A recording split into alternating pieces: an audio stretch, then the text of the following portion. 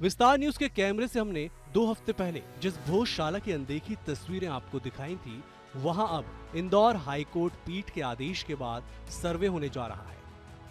आज हुए आदेश के बाद एएसआई की टीम धार पहुंच गई, जहां खुदाई के बाद भोजशाला का सच भी दुनिया के सामने आ जाएगा और एक बार फिर भोजशाला में मां सरस्वती की प्राण प्रतिष्ठा पीएम मोदी के हाथों में हो सकेगी। सर्वे के पहले जो तस्वीरें आप देख रहे हैं, उसमें हिंदुओं के मंदिर में नजर आने वाले सूरज सिद्ध यंत्र पाली भाषा में लिखी जानकारी आप देख रहे हैं। भोजशाला हिंदुओं का स्थान था, उसका अंदाजा इन तस्वीरों को देखकर लगाया जा सकता है। हालांकि इतिहास की कुछ बातों को इस दरवाजे के अंदर ताला लगाकर बंद कर दिया गया। आपको बता दें कि इसको मध्य प्रदेश के धार में परमार वंश के 9वें राजा भोज ने बनाया था। वो चाहते थे कि ये शाला शिक्षा और साहित्य का सबसे बड़ा केंद्र बने। उनका सपना भी पूरा हुआ और उस वक्त ये एशिया की सबसे बड़ी संस्कृत की शाला बन गई। लेकिन उनके जाने के 217 साल बाद इस भोजशाला के मंदिर और यहाँ मिलने वाली शिक्षा को मिटाने की कोशिश हुई। 1956 में महमूद खिलजी ने भोजशाला में मौलाना कमालुद्दीन के मकबरे और दरगाह का निर्माण कराया। उनके मरने के राजा भोज का शासनकाल 1010 से 1054 तक रहा है। उनके मरने के 217 साल बाद तक भी यहाँ जिस विचारधारा को लेकर इसका निर्माण किया था वो यथावत चलता रहा।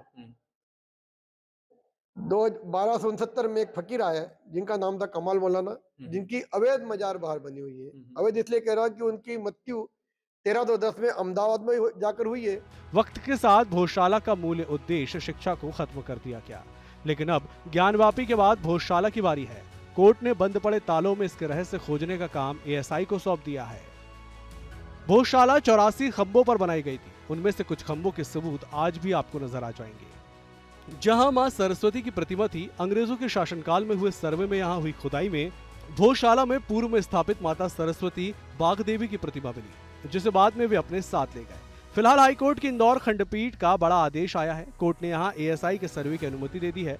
आपको बता दें कि भोजशाला को मां सरस्वती का मंदिर माना जाता है, तो मुस्लिम इसे मस्जिद बताते हैं। हर्ष का वातावरण है, सौभाग्य का दिवस है।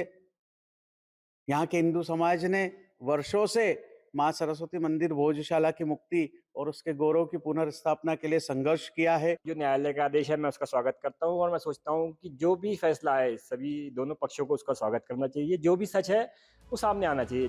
भोजशाला का पूरा इतिहास और विवाद को जानिए। साल 1034 में राजा भोज ने भोजशाला का निर्माण करवाया था। इसके बाद 1456 में महमूद खिलजी ने ढाकर मकबरा बनाया। आजादी के पहले ही 1933 में नमाज की अनुमति भोजशाला में मिली। 1902 में लॉर्ड कर्जन ने रखरखाव के लिए 50,000 रुपए मंजूर किए। 1951 में भोजशाला को राष्ट्रीय स्मारक घोषित किया गया। 1995 में भोजशाला में 2 पक्षों के बीच तनाव बढ़ा। 1997 में आम नागरिकों के प्रवेश पर प्रतिबंध लगाया गया। 1998 में सिर्फ नमाज की अनुमति रही और साल 2003 में हिंदुओं को पूजा की अनुमति मिली। बसंत पंचमी में हिंदू धर्म के लोग भोजशाला में पूजा के लिए जाते हैं। जब भी शुक्रवार को बसंत पंचमी आती है तो विवाद बढ़ जाता है। फिलहाल भोजशाला में हर मंगलवार को हिंदू धर्म के लोग और शुक्रवार को मुस्लिम समुदाय नमाज के लिए इकट्ठा होते हैं। लेकिन हिंदुओं की मांग थी कि ज्ञानवापी की तरह यहाँ का सच भी सामने आए और लंदन से मां सरस्वती की मूर्ति वापस लाकर उनकी प्राण प्रतिष्ठा हो सके। ऐसे में कोर्ट के फैसले से भोजशाला को लेकर हिंदुओं में उम्मीद की किरण जागी है।